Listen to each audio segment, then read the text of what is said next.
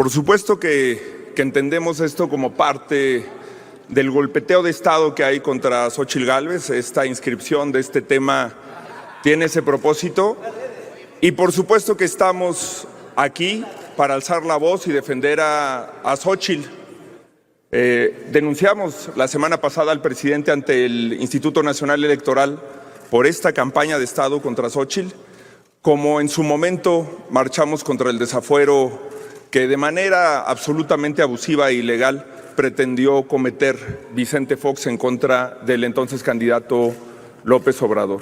Es una vergüenza que la historia dé vuelta en U y que coloque a la víctima en el papel de verdugo y que todavía lo aplaudan y lo festejen. Debería de ser una de sus más grandes vergüenzas históricas y están dispuestos aquí a venir a reírse de su propia farsa. Pero también es un tema que vale la pena discutir en función de cosas más trascendentes, no estrictamente coyunturales, porque estamos frente a la peor regresión democrática, diría yo, desde el 97, que la generación dorada de demócratas mexicanos que llegaron al poder legislativo, acabamos de honrar a Muñoz Ledo, de Castillo Peraza y de muchas y de muchos demócratas mexicanos que lograron modificar la estructura democrática de este país, las reglas electorales. Hoy, desgraciadamente, tenemos una rendición de la clase política al poder económico. Estamos en el peor momento democrático porque las dos coaliciones están abiertamente violando la ley. Están haciendo campaña ilegal y anticipada y la están financiando de forma ilegal. Maynes, permítame un momento. ¿Con qué objeto, senadora Cecilia Márquez?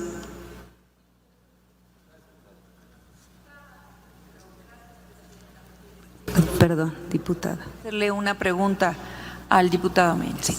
Diputado Álvarez Maynes, ¿acepta una pregunta de la diputada? Al final de la intervención, con mucho gusto, diputada. Gracias. Continúe, diputado. ¿Qué es lo que está en juego?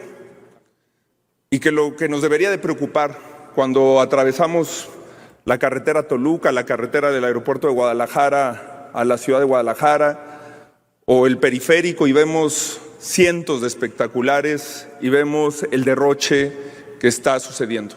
No solamente el presente, no solamente pensar que detrás de esas campañas hay recursos públicos, crimen organizado y contratistas que ilegalmente están financiando ese derroche, ese despilfarro. Este gobierno ha entregado 25,000 contratos por adjudicación directa. El 84% de los contratos de este gobierno se han entregado por adjudicación directa y son esos los que financian las campañas del régimen y también de la coalición opositora. Porque además, ese tipo de traficantes de influencias no se equivocan, le meten a las dos o a las que sea necesaria para garantizar impunidad, contratos y negocios.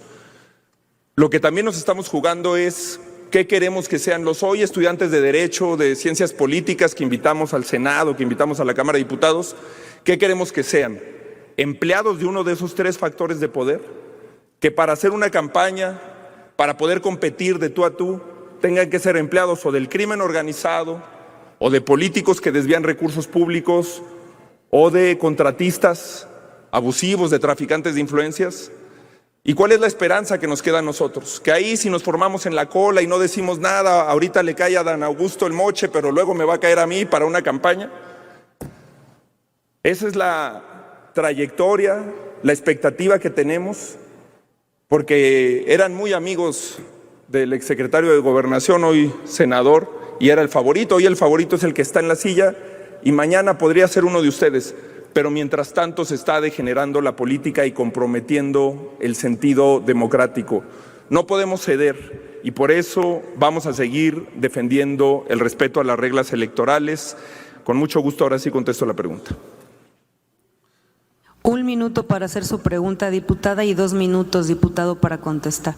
Gracias, diputado.